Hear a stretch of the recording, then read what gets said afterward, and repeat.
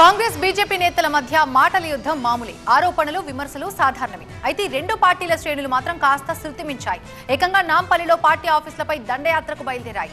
ఎవరికి వారు తగ్గేదేలే అంటూ కదం తొక్కారు. ఇంతకీ వాళ్ళ ఆగ్రహ జ్వాలల వెనుక కారణాలేంటి?